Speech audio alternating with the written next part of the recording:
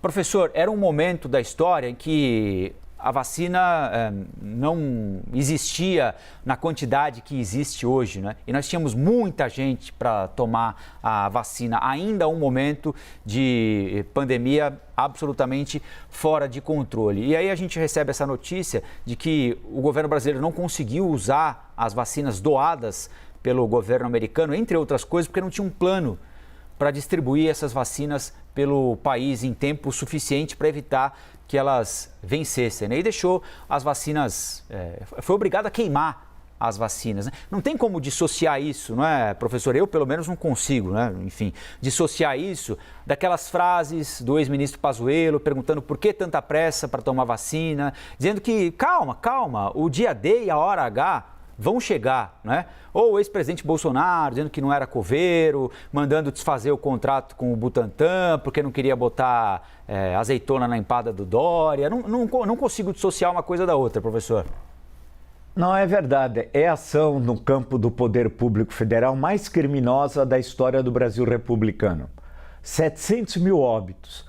Os especialistas dizem, claro, que o vírus atingiria uma parte considerável, como atingiu no mundo, também aqui de brasileiras e brasileiros.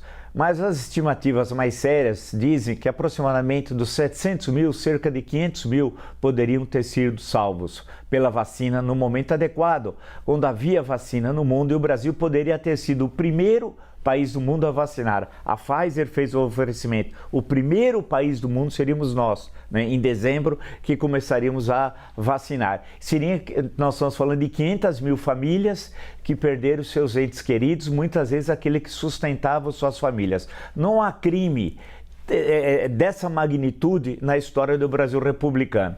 E há, claro, responsáveis por isso. Isso não é um dado na natureza, uma erupção vulcânica, um furacão, um tsunami. São as autoridades federais, a começar pelo ex-presidente da República, Jair Bolsonaro, pelo ministro da Saúde, Eduardo Pazuello, aquele que, quando assumiu, disse que não sabia o que era o SUS. É inacreditável. E esse episódio agora revelado em relação a 1 milhão de vacinas que tinham sido doadas, que foram desprezadas e perderam o seu valor. Portanto, o relatório da CPI não terminou em pizza. As 1.250 páginas da mais importante CPI desse século estão lá. Cabe agora à Procuradoria-Geral da República, e não ao Senado, a Procuradoria-Geral da República tomar as providências legais. Provas não faltam. Todos nós assistimos aquelas sessões ao vivo e a cores e vimos casos escabrosos apresentados. Eu fiz citação àquele senhor de Minas Gerais, Cabo Dominguete, que marcou um encontro às 5 da tarde num restaurante em Brasília, que ia vender vacina e ia ganhar $1 por vacina, e ele foi recebido às 3 da tarde do dia seguinte no Ministério da Saúde, menos de um dia. O CEO da Pfizer, eu já disse isso, repito, tentou 12 vezes falar com o governo federal e não conseguia. Então, essas ações criminosas nós não podemos esquecer. Foi a maior tragédia sanitária da história do Brasil. Houve um descaso em relação a você, a mim, a nós, nunca visto. E nós, que temos tradição de país que mais vacina no mundo, né? E eu sempre lembro, não custo recordar o Dr. Seib, que é um dos grandes cientistas da história da humanidade. Quando tinha vacinação contra a paralisia infantil, ele vinha aqui ao Brasil, né? Então, o que foi feito pelo governo federal com o quadriênio anterior é criminoso.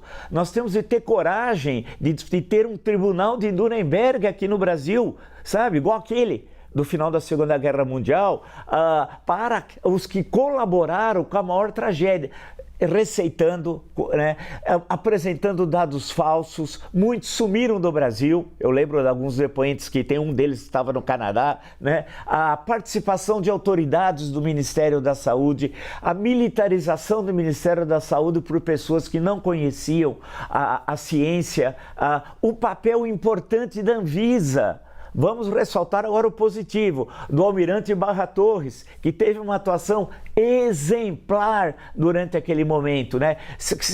Protegendo a Anvisa das ações antirrepublicanas de Jair Bolsonaro. E mesmo assim conseguimos com muita dificuldade a vacinação da população e mesmo assim, mas o atraso levou à morte de 700 mil brasileiras e brasileiros. E pior, como consequência, muita gente agora deixa as crianças de vacinarem, algo que nunca ocorreu na nossa história.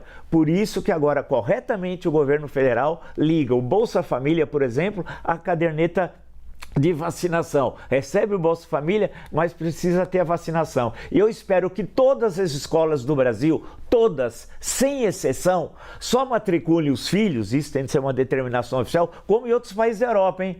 Com a carteira de vacinação, como era antigamente. Eu, quando era pequeno, faz um certo tempo, tinha lá, minha mãe lá, a carteira de vacinação. Você certamente também, Colombo, todos nós. Então, isso não pode ser esquecido. E o triste é que, se facilitar, se nós não lembrarmos, alguém vai dizer que é revanchismo. É capaz. Não, não é revanchismo, é justiça. Agora, no dia 11 de março, serão 3 anos desde que a Organização Mundial da Saúde decretou pandemia pela Covid-19.